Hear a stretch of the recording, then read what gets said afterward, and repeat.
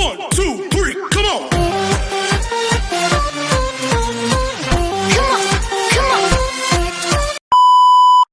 Hello beautiful people! Welcome back to my channel. This is your Mama Sam. Hello mga amigo, amiga, kumare at kumpare. Kamusta kayong lahat? Sana lahat po kayo ay okay at safe ngayong araw na ito. At syempre kung ako naman ang tatanungin nyo, nakikita naman ninyo ang beauty ng Mama Sam ninyo. Fresh overload pa rin, di ba? Ganyan talaga kapag umiinom ka ng maraming vitamin C plus kumakain ka ng maraming banana. Dahil sa banana, mas nakakaloka ang kagandahan ng Mama Sam ninyo. Charot! So, kamusta naman kayong lahat? Sana lahat kayo ay okay na okay ngayong araw ng Friday. So, happy Friday sa atin lahat ng bonggam-bongga. My gosh, ang bilis ng araw, no? It's a Friday na.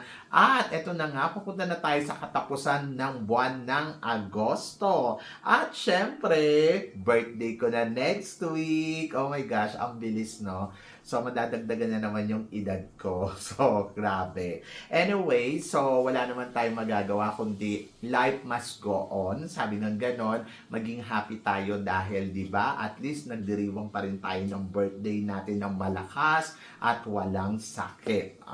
Umiinom tayo ng maintenance, pero namamanage naman na natin ng maayos ang ating dugo, di ba? So, at laban lang yan. And, syempre, keep going pa din ang pag-exercise. At ayun nga, magpasalamat sa Diyos dahil ang Diyos ay binibigyan tayo ng magandang blessings. O, di ba? So, yon. And then, of course, sa lahat ng walang sawang sumusuporta dito sa Mama Sam Vlog, araw-araw, lagi-lagi, maraming salamat po sa pagmamahal at support na binibigay ninyo. At saka, syempre, sa lahat naman ng mga bago nating subscribers, hello po sa inyo lahat.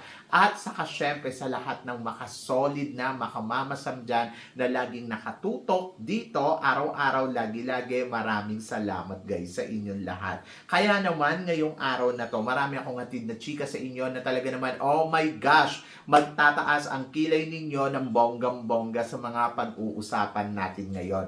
Kaya guys, wag na nating patagalin ang ating mga chika. Para sa una nating chika, eto nga, kagabi nga naganap na ang preliminary competition ng Miss Universe Thailand, kung saan naman talaga nagpakitang gilas ang 77 candidates mula sa iba't ibang panig ng probinsya dito sa Thailand. O, sino ba yung mga stunning? Maganda ang show nila kagabi. Wala akong masabi kundi bongga. Hindi naman na bago, di ba? Talaga namang bongga naman talaga ang pa-show ni Papa Nawat all the time. Talagang ginagastusan nila, binobonggahan nila, wala akong masabi. 77 candidate, medyo madami. Kung iniisa-isa talaga nila, so medyo bored panoorin. Totoo lang, lalo na during evening gown competition. Paano naman kasi, dito kasi sa 77 candidates, merong mga talagang ilan-ilan lang masasabi natin na ay stunning to. Sabi ko nga siguro, eto akin lang to ha, ayoko naman pakialaman yung buhay nila. Pero sabi ko nga, siguro kung ako yung may-ari ng 70s ng Miss Universe Thailand, ang gagawin ko doon, yung 77, magkakaroon sila ng final screening. Hindi lahat makakapasok. So, siguro pili lang ako ng 30 candidates. So, 30 to 40 candidates, ganon. Tatanggalin ko na yung iba kasi syempre masyadong madami yung 77. It's almost 80. So, tatanggalin ko yung kalahati. Tapos yung kalahati, pipiliin ko doon yung kung sino yung mga kalibre talaga. Para alam mo yon, pag siya, sala na siya. Kumbaga, kasi syempre ang hinahabol natin dito, yung quality over quantity, di ba? So, yun. So, doon magkakaroon talaga ng quality talaga yung masasabi natin Miss Universe Thailand. Paano naman kasi, marami din naman talaga mga di kalibre. So, sino-sino ba yung mga nakita ko? Ang mga nakita kong di kalibre, syempre si Ubon, isa talaga siya sa mga magaling pagdating sa performance. Hindi siya ganong kaganda. Very, time beauty. Na simple. Pero, bongga ang kanyang performance. Saraburi, sa Saraburi parang piling ko mixed blood siya, falang ganon. And then of course si Phuket. Si Phuket, ay my gosh, talagang pasabog din, detalyado, panalo ang makeup. And then of course Ratchaburi. Ay nako, etong babaeng to ang isa sa mga favorite ko kagabi kasi sobrang yung performance niya ang klaro. Sobrang, alam mo yon, natural ang lahat ng nakikita mo sa kanya. Walang hair extension, tapos magaling gumalaw, marunong sumabay sa tugtog. Panalo ang performance nito. Natural, confident level, ganon. And then, Contep Mahanakon. Oh my gosh, si Contep Mahanakon, alam naman natin na palaban to. Well, experiences na talaga to. Detalyado. So, kung ano yung ine-expect mo sa kanya, yun yung ipapakita niya sa'yo. Udon Thani. In fairness kay Udon Thani, sobrang ganda. Chiang Rai. Maganda ang performance na ipinakita ng Chiang Rai kagabi. Sobrang panalo siya. And then, of course, si Nakhon Rasatima. Si Loy Et, kung tawagin. Ay nako, maganda din ang eksena niya ito kagabi. Sobrang klaro din. And then, si Nakompatom, surprising din ang performance niya kagabi. At higit sa lahat, si Chunburi. Oh my gosh, very queen ang dating. So, sila yung mga nakita ko na 10 candidates at talagang masasabi ko, in fairness, sa top 5, yung top 5 na pinili nila ng judges, ay nako, talagang walang duda. Andiyo dyan si Obon Ratchatani, Contep Mahanakon, Phuket, Chiang Mai, and Ratchaburi. Yes, sobrang bongga. Yung 5 na yan. Ayan din yung akin talagang masasabi ko. In fairness, lalo na si Ratchaburi, tumawag talaga siya sa akin ng attention. Siguro kaya lang siya bumaba pa dun sa gown kasi kumbaga parang maraming kabog. Pero performance niya kagabi sobrang simple pero elegant at panalo. Ayun, sila yung mga stunning kagabi. And then makuha daw kaya ni ang corona ng Miss Universe Thailand si Contep Mahanakon. To be honest, possible yes, possible no. Hindi ako magugulat pag hindi niya nakuha. Kasi marami din namang magagaling talaga. Maraming mas fresh. Maraming mas bongga ang beauty. But kung makukuha niya, because she worked hard. Tinrabaho niya at pinag-igihan ng maigi. Diba? So yun, good luck kay Tarina Botes. And then, of course, para naman sa sumunod natin, chika, ito nga, isa din sa mga pinag-uusapan ngayon, ang ating pambato sa Miss Charm, rarampa sa Vietnam. So, Miss Charm Philippines 2026, April Smith will be the invited the special guest as a special guest at Miss Charm Vietnam 2026 launching. Diba? So, ay bongga. So, ako para sa akin, I'm so happy and congratulations syempre kay April Smith. At napapansin ang ating Reyna at iniimbitahan sa mga ganitong okasyon. Congratulations. Diba? So, happy ako for April Smith.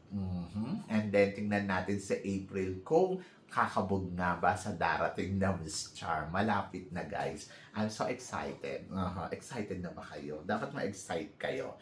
Pero ito, mas ma-excite kayo kasi John Bonifacio, ang ating pambato sa Mr. Cosmopolitan, rarampa na sa next month. So, ayun na nga, yung kanilang pageant ay gagawin sa Vietnam, kung saan naman ay talagang excited na ang lahat dahil noong last year ay nag-first runner-up tayo kay Kenneth Marcelino, and then ngayon naman si John Bonifacio ang inaabangan natin na aariba ng bonggang-bongga dito sa entablado ng Mr. Cosmopolitan. So, excited ako for him. And good luck, di ba? Alam naman natin na may ibubuga. At may ipapakitang galing. So, ngayon pa lang, Suportahan na natin yan at syempre, maniwala at magtiwala tayo sa kanya. Ganon. At para naman sa sumunod na chika, ito nga pambato ng Spain sa Miss Universe ay naghahanda na ng bongga-bongga. So ano masasabi mo sa transformation niya? Ang ganda. Ang ganda-ganda niya. So, tinik ba siya para sa ating pambato? To be honest, hindi ko naman nakikita.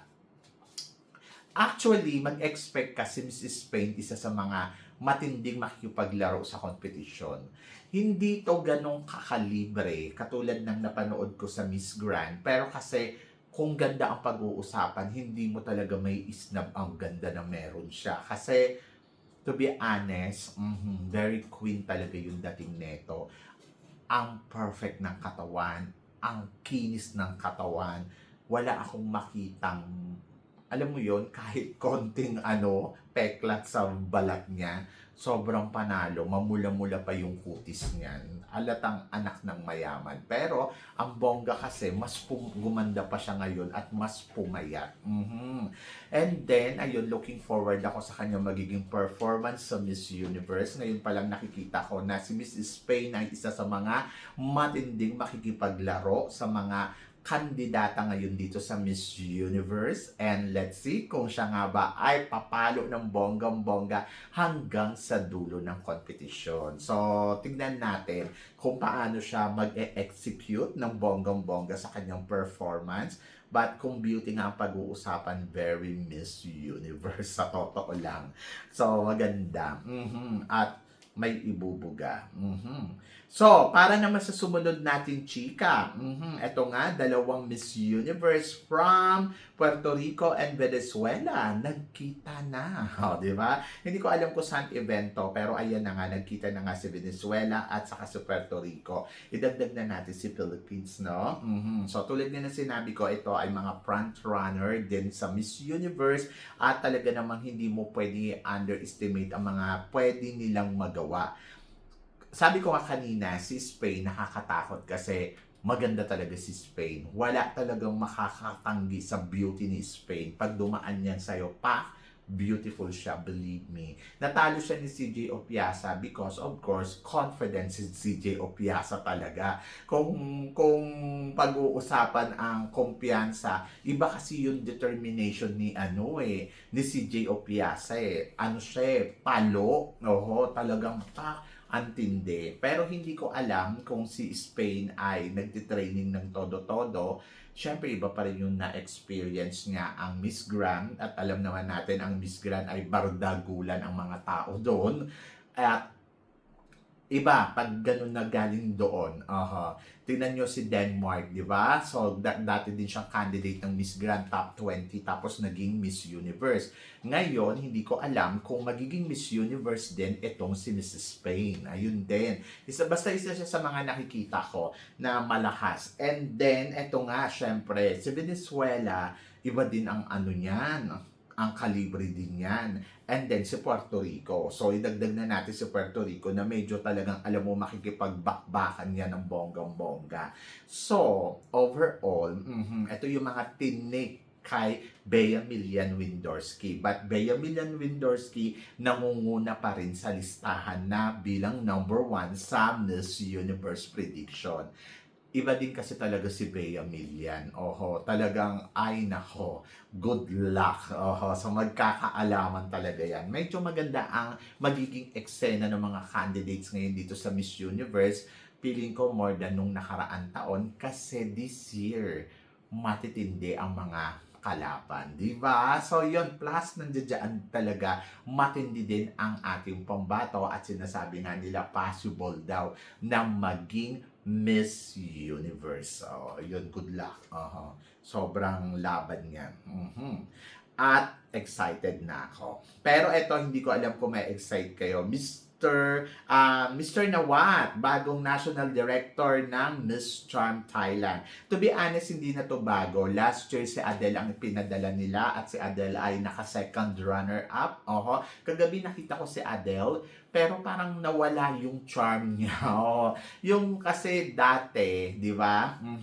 Si Adele, di ba, ang second runner-up sa Miss Universe? Kung hindi ako nagkakamali, sa Miss Universe Thailand. Tapos, first runner-up si Preo. Tapos, si ano ang nanalo? Si Vina.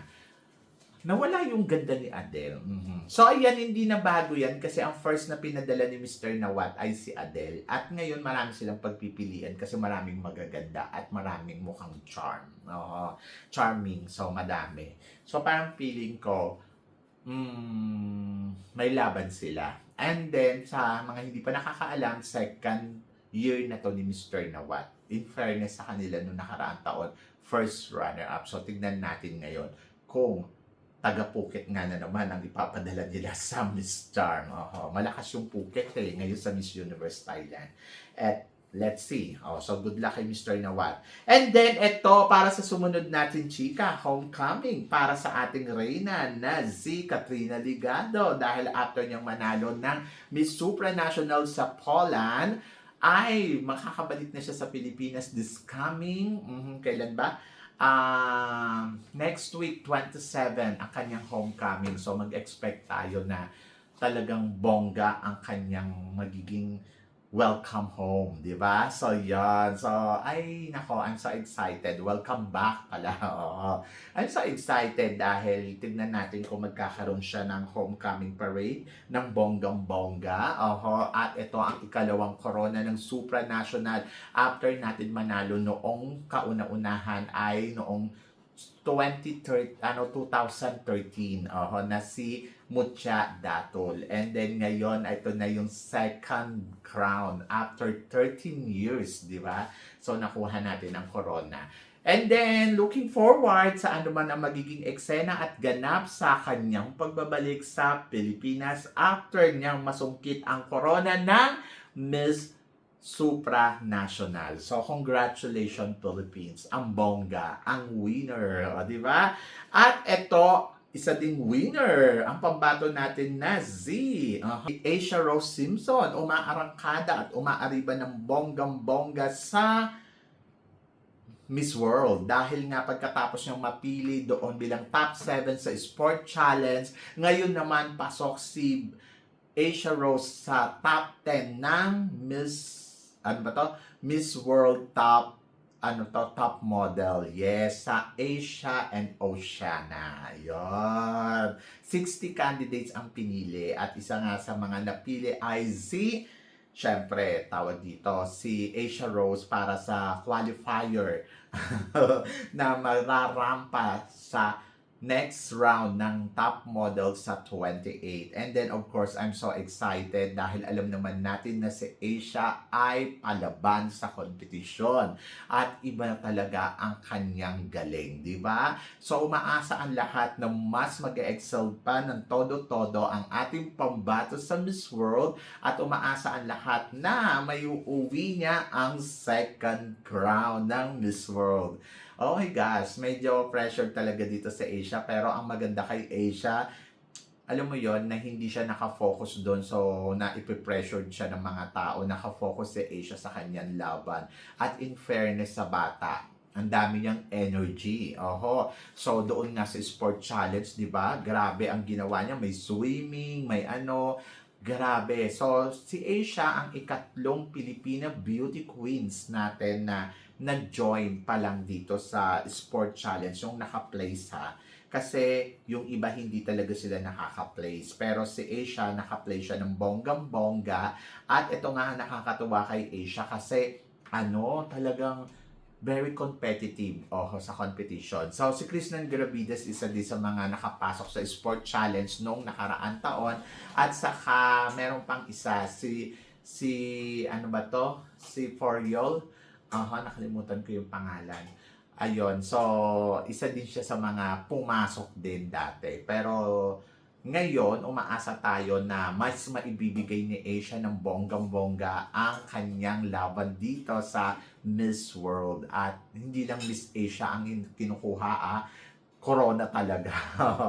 Pero sinabi naman ni Asia na she's ready sa lahat talaga ng aspeto, sa lahat ng bawat competition or challenge. Talagang handa siya at pinirepare niya yung sarili niya. At ngayon nga, kasali din siya sa talent show, o di ba? So talagang may ibubuga talaga. Sobrang complete package talaga sa Asia. Napakaswerte ng mga Pilipino, napakaswerte natin lahat dahil meron tayong pambatong katulad ni Asia. Kaya lang pakiusap ko lang din po sa inyo na sana maiwasan natin si Asia na maibash ng bonggang-bongga sa mga hindi nyo nagugustuhan. Kumbaga, support ang kailangan ng bata at ibigay natin yon sa kanya ng todo-todo. Hindi yung parang pag may nakita kayo na hindi nyo gusto, Diyos ko, kulang na lang kala nyo, nakagawa siya ng krimen, nakakaloka kayo, oho, so talagang ibabash nyo siya ng bonggang-bongga, ay wag ganon. So mag-support at i-appreciate natin yung effort ng bata kasi in fairness naman sa kanya,